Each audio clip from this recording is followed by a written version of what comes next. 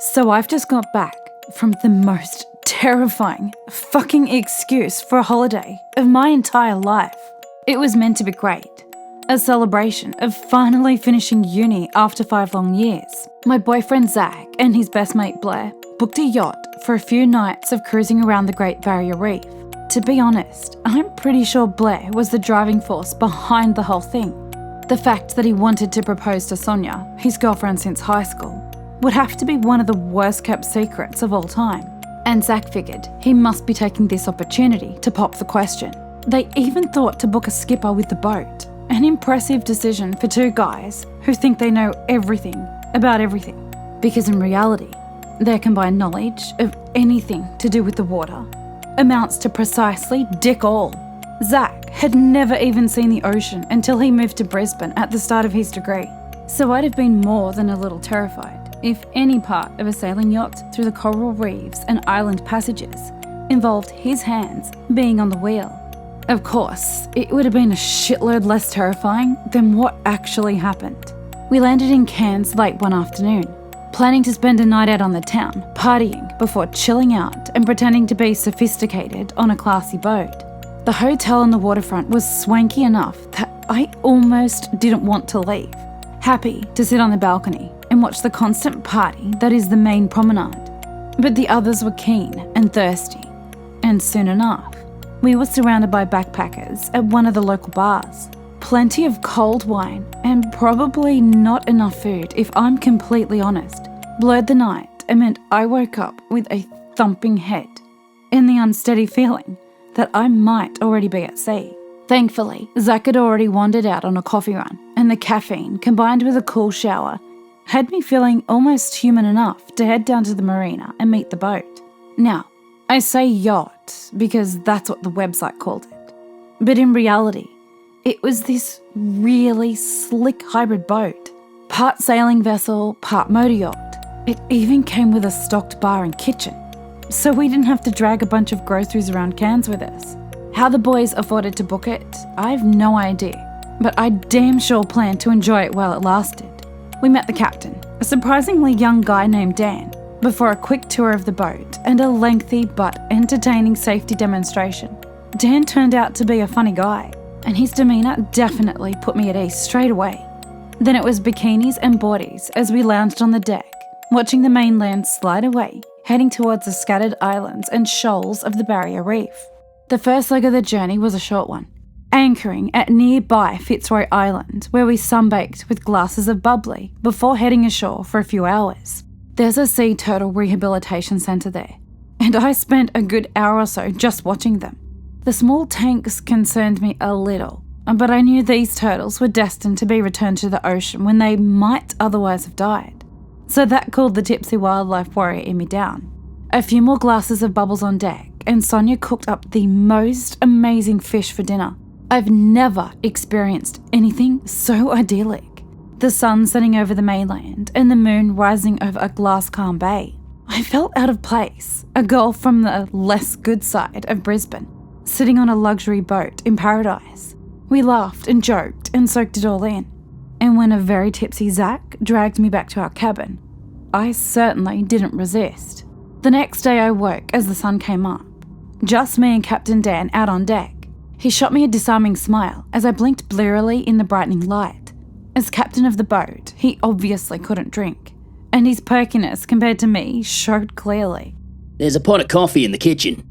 You look like you could use it. He was right. A few moments later, coffee in hand, I leant against the rail with him. We talked about what we did, just making small talk and being friendly, and he showed me a picture of his adorable little daughter, grinning proudly when I commented on just how adorable I thought she was. Hey look, sea turtle. He pointed out over the water suddenly, as a dark shape popped up not 15 metres from the boat. In case you hadn't figured, I love turtles, and seeing a genuinely wild one brought a little lame squeal out of me. Dan laughed. If you like that, you're gonna love the spot we're going to today. He took a long draught of his coffee, draining the mug. Plenty of sea turtles out in the lagoon. You can swim within a metre or so of them too. Not gonna lie, I was pumped. Captain Dan didn't lie either. Within a couple of hours, we arrived at his secret spot, quite a small crescent moon-shaped reef that created a sandy lagoon. I could already see the turtles lazily coasting around the clear water, and I barely waited until the boat was moored up before leaping in with my snorkel. I spent hours swimming with them, long after everyone else got bored and retired to the boat for lunch. They were so close, I could have touched them, and there were dozens of them around the lagoon at any one time. It might have been the best day I'd ever had, which makes the horror that we experienced from then on even more troubling. For the late afternoon, Captain Dan proposed a trip to the out edge of the reef, where the coral drops away into a massive depths. We wouldn't be able to snorkel for safety reasons, but the guys would be able to do some fishing before we headed back into the shallower water. So they naturally agreed. Sonia and I took the opportunity to shower off the salt water while Zach and Blair eagerly chatted with Dan. They had a ball, and even I decided to have a go and managed to pull in a few fish. Dan showed off by making us all sashimi, which was amazing, and we settled in as night fell to watch the breakers roll onto the reef under the moonlight. In the morning, I woke to chaos. Zach was in a panic, having a full go at Captain Dan on the little bridge. I rushed in to try and drag him away, fuming that he would carry on like that. But Sonia stepped in front of me with a worried look on her face. "We're lost, Ash." I frowned at her, not understanding what she was on about. Lost? What do you mean lost? "Look, the reef is gone. Nothing but water everywhere. And Dan says it's at least 2,000 meters deep. We woke up and we were out here. And Ash, the boat is dead. No motors, no radio. The only things that are working are the things that have their own power." Inside, Zach was getting angrier. Whatever Sonia said, I couldn't let things get out of hand. So I grabbed him by the arm and dragged him away. "What the fuck is wrong with you, Zach? Calm the fuck down."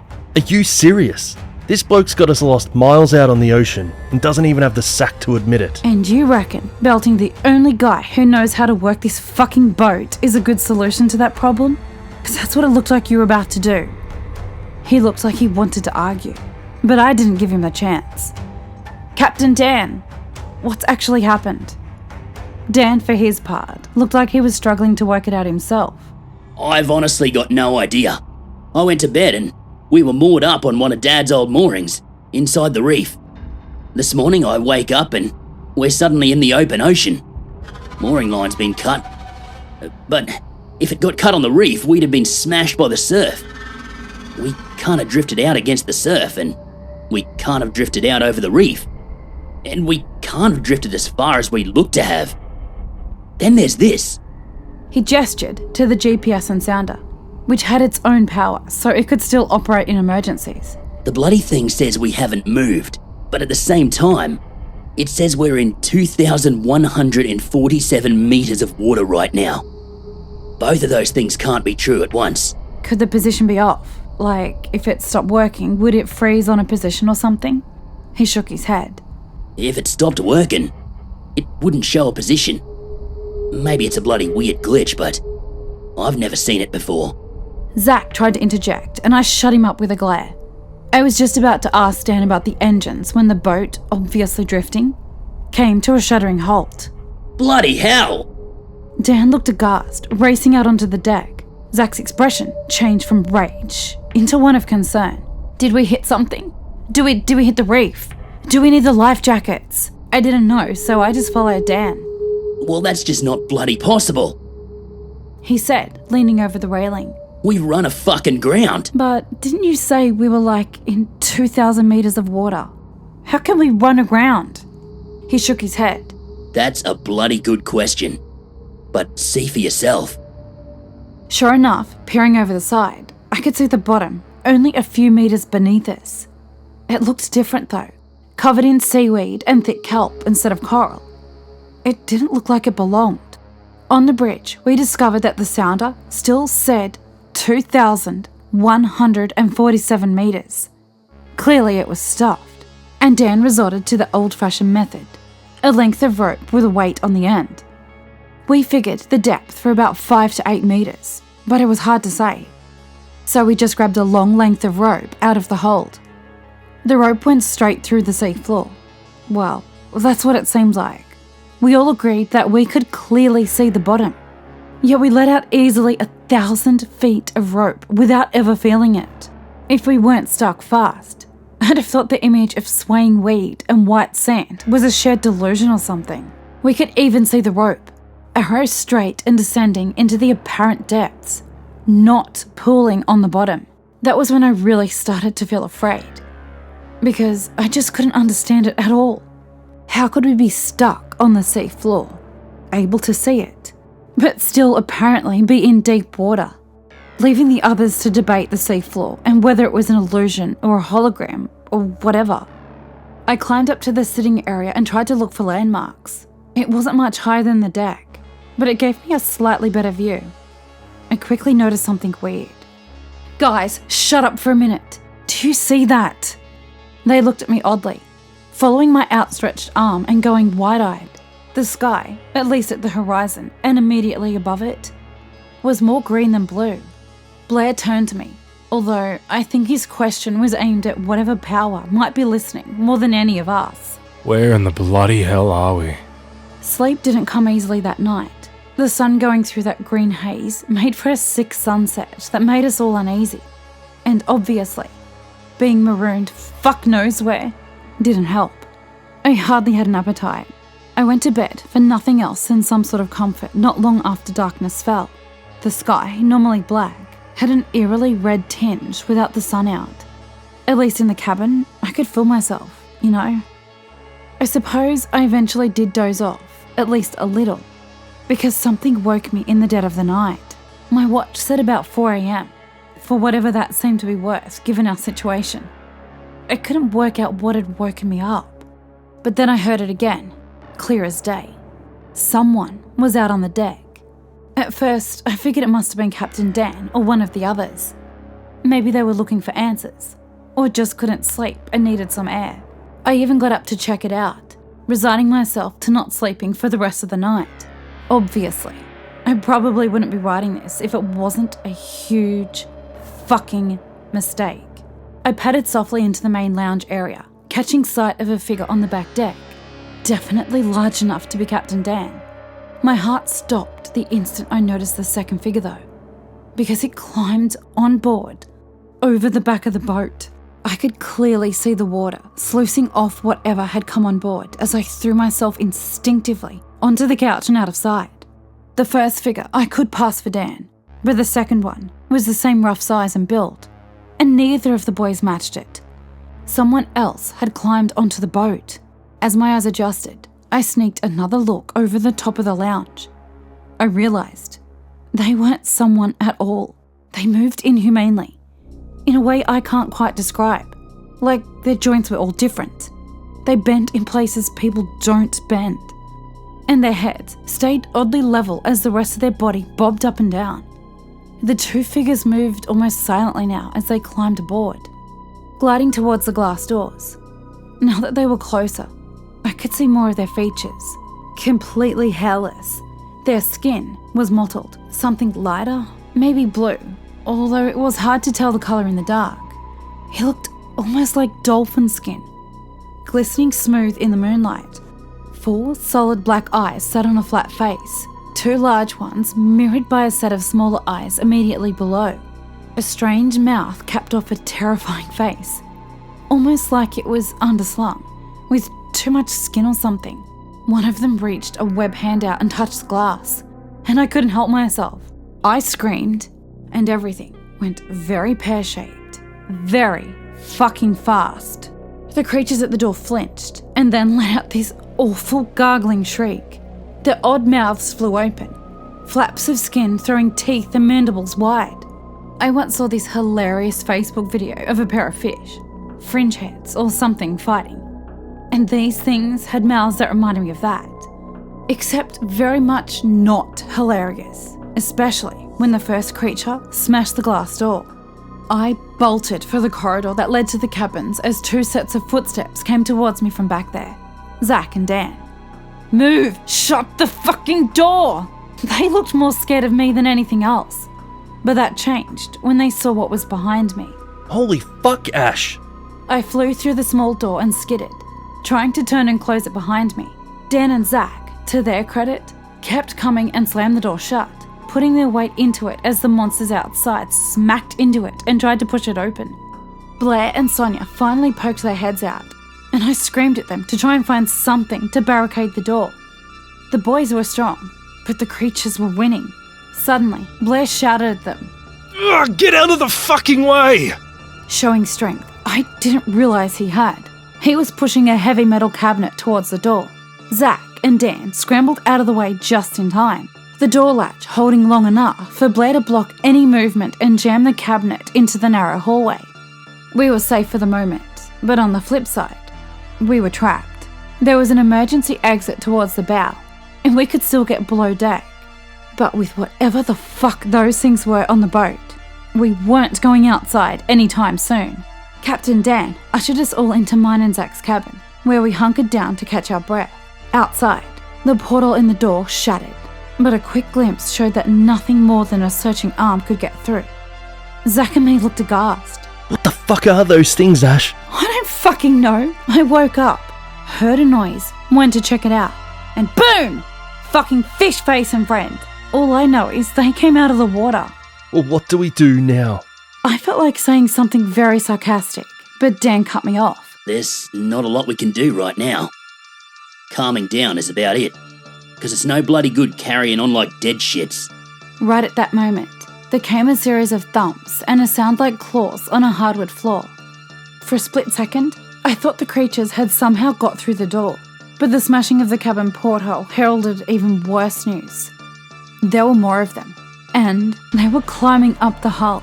We all let out a series of screams, yelps, and vicious swear words before scrambling across the hall into another cabin. Unfortunately, a few minutes later, the same thing happened. Then another porthole shattered further down. They were all over the hull, and we were under siege. The not so bad news was that they couldn't immediately get in, although there wasn't really any good news. Zach and Blair started dreaming up rubbish plans that sound more like panic than anything else, so I ignored them and turned to Dan. Should we get further below the decks? He looked unsure. I mean, we're probably harder to get at down there. Of course, if these things sink the bloody boat, we'll be drowned like rats. I think if these things do sink the boat, even if we could get off, we'd be torn to pieces before we could fucking drown. Fair point. Just then, a series of thwack sounds echoed through the cabin, and an arm retracted from the busted porthole. Opposite the porthole, a group of strange, bony projectiles were embedded in the wall, glistening with a dark slime that probably would have done us no good if it got into our bloodstream. What the fuck? These things can shoot shit at us. How is that fighting fair? Below decks might be a good idea, I reckon. He crawled towards the door, mindful of the latest danger, and we all followed one by one. Down the corridor, the creatures at the door kept up their assault, joined by the thumping and clicking of others all over the boat. At least below decks, there were no portholes. Captain Dan waited until the last of us got down the stairs and then slid a cover over the top of the staircase, locking it in place. The others looked up at him expectantly. Well, what now? Hope they lose interest. I mean, we're pretty short on options here. Hope they lose interest. What the hell kind of plan is that? We need to do something. Sit down, Zach. Seriously. We don't even know how many there are. They're bigger and stronger than we are. And they apparently shoot fucking poison darts out of fuck knows where. We've got a few flares and a boat hook. It's not exactly an even playing field. The silence from the others was deafening, and I thought Zach was going to blow up. But eventually he sighed in defeat and sat down. It's not perfect, but what can we do? Maybe if they can't get in, they'll go away. I mean, I'd love to say we did something heroic, that we fought them off with a flare tied to a boat hook, or our bare hands and sheer moxie or whatever. But the truth is, we sat and we waited. For another couple of hours, the thumping and the shrieking continued. As suddenly as it all seemed to kick off though, it stopped with a series of heavy splashes. A few minutes later, the boat started to move on the swell again, like it was free of the bottom. We all looked at each other expectantly, but it took a full hour more before any of us made a move. By then, the sun had obviously risen, illuminating the edges of the door that slid over the stairs. It had been silent for about 2 hours, and we decided that we could risk a look. Dan crept up the stairs first, followed by Zach and then me. Sunlight streamed in through the portholes, and the only sounds were the surf and the creaking of the boat as it moved. A seagull cawed and we all jumped before I realised exactly what I'd heard. Was that Captain Dan nodded, cautiously heading over to a porthole and risking a look. What? Are you bloody shitting me? He stormed out of the cabin and towards the door to the main lounge area, shifting the cabinet just enough to climb over and get through. Confused, I started after him, only getting more confused when I heard him roar with laughter as I climbed through the door. We were back on the reef, moored right where we had been only about 48 hours earlier. Seagulls wheeled erratically overhead, and the sky wasn't green. Honestly, if not for the smashed windows and the damage to the boat, I'd have wondered if I'd dreamt everything. The whole weird scene had lasted maybe 24 hours, and the actual attack about 3 or 4, but it felt like a lifetime. Also, the boat started first go. I've got no idea what happened, or how, or why. I've got no idea why it ended so suddenly. Did we travel to some other dimension? Was it some sort of Bermuda Triangle deal? Aliens? Tony Abbott? I haven't got a clue. All I know is, if you're out on the ocean and you somehow find yourself aground in deep water, or if the sky goes weird and green on you, it might be an idea to hide somewhere. Definitely don't go out on deck. Actually, maybe just do what I'm doing. Avoid the ocean forever. That seems like a good idea.